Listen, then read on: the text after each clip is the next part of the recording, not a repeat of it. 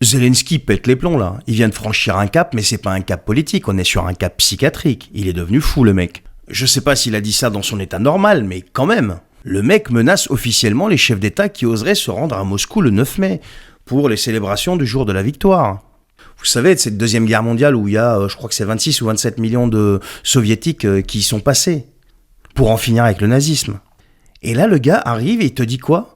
Je cite, l'Ukraine ne garantit pas leur sécurité en parlant des chefs d'État qui vont se rendre là-bas. Donc le mec menace directement des chefs d'État qui oseraient se rendre à Moscou sur invitation de Poutine. Non mais, le type, il vit sous perfusion, il est sous respirateur par Washington et Bruxelles.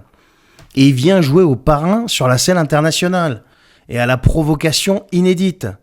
Alors il y a eu une réponse, celle de Dimitri Medvedev. Donc, Medvedev, vous connaissez, lui et ses missiles qui sont plus cinglants les uns que les autres. Alors il a réagi sur son canal Telegram et il dit, je cite, le connard vert mal rasé rejette la trêve, il menace les chefs d'État à Moscou, mais il sait très bien qu'en cas de provocation, rien ne garantit que le 10 mai arrive pour Kiev. Fin de citation.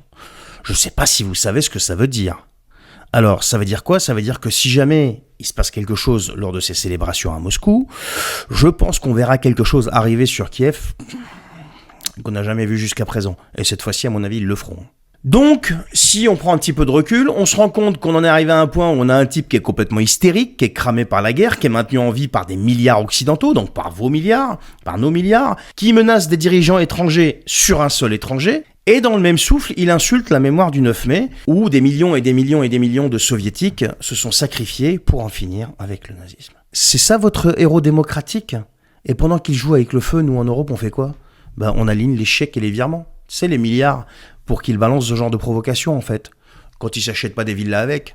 Des milliards pour financer le mec qui met en jeu la paix mondiale comme s'il jouait à Call of Duty, quoi. Mais c'est ça qui se passe. Et pendant ce temps-là, ben, les médias se taisent. Et ils l'applaudissent même. Macron continue de le qualifier d'exemple. Ursula von der Leyen le salue comme un héros de la liberté. Mais liberté de quoi ? De foutre le feu à la planète ?